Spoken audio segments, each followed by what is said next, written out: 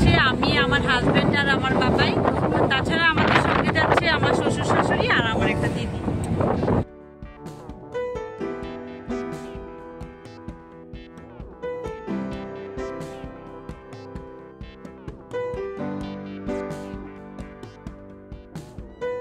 চলে এসেছি বাবার বাড়িতে। এই হলো আমার বাবা। ষষ্ঠী উপলক্ষে আমার বাবার বাড়িতে আমার মাসিরা সবাই এসেছে। এসে দেখি বোনেরা মিলে সবাই জমিয়ে আড্ডা দিচ্ছে। আমার মা মাসিরা মিলে মুঠা বানাচ্ছে। তোমাদের বাসায় কে কী বলে আমি জানি না, কমেন্ট করে জানিও। এটা ফুল, বেলপাতা, দুব্বা দিয়ে বানানো হয় একটা ফুলের তোড়ার মতো, একে নাকি মুঠা বলে। এই মুঠা ষষ্ঠী পূজার কাজে লাগে, এমনকি ষষ্ঠী দেওয়ার সময় মুঠা দিয়ে মাথায় জল দেওয়া হয়। এই গাছটার নাম কি আমি জানি না। ওরা সবাই সকালে উঠে আগে মুঠা বেঁধে তারপর এই গাছটার নিচে সবাই মিলে পুজো দিচ্ছে। পুজো দেওয়ার পর নাকি স্নান করতে হয়, স্নান করে তারপর ঘরে গিয়ে ষষ্ঠী দেবতার কাছে আবার পুজো দেবে।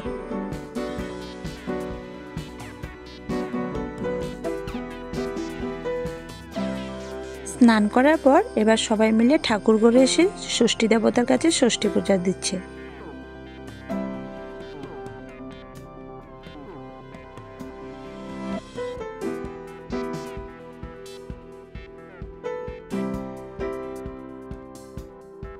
মা ষষ্ঠী পূজা দিয়ে ষষ্ঠী দেওয়ার জন্য রেডি করে নিচ্ছে। এদিকে আমরা স্নান টান সেরে এখন রেডি হব ষষ্ঠী নেওয়ার জন্য। আমি তো একদম রেডি ষষ্ঠী নেওয়ার জন্য। আর জামাই ষষ্ঠীতে জামাই দেখুন কিভাবে মাঞ্জা দিচ্ছে।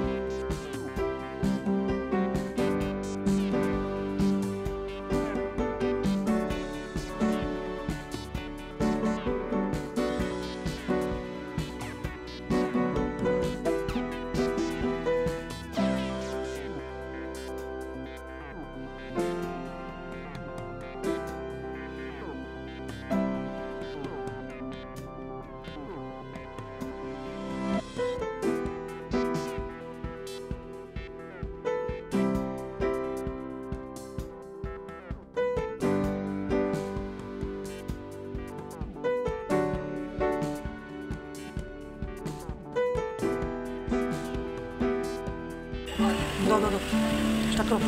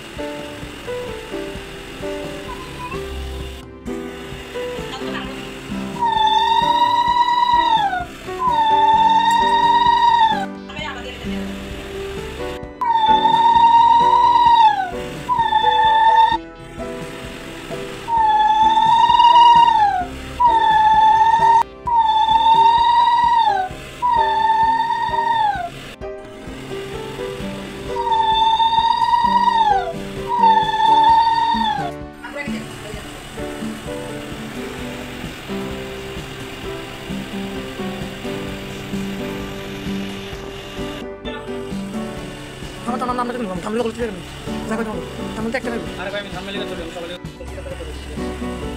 আমার তো কি দাম আপনি বড় না মাসলে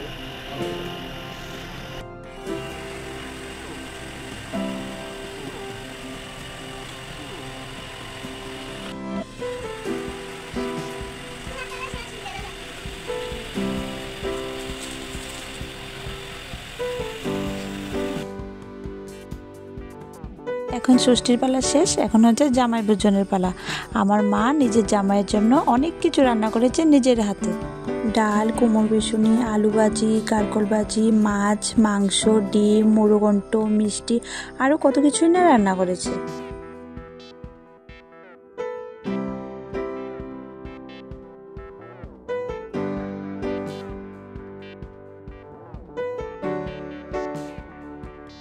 আমার হাজব্যান্ড তো আমার মায়ের রান্না বরাবরই খুব ভালোবাসে, তবে আজকে খেয়ে বলছে আজকে নাকি মায়ের রান্না খুবই স্পেশাল হয়েছে, খুব ভালো হয়েছে।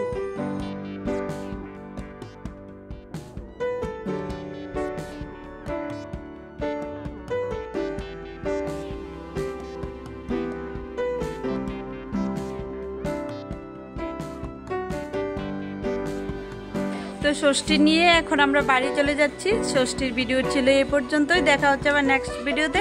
ততক্ষণ পর্যন্ত সবাই ভালো থাকবে, সুস্থ থাকবে। Tata, bye bye, take care.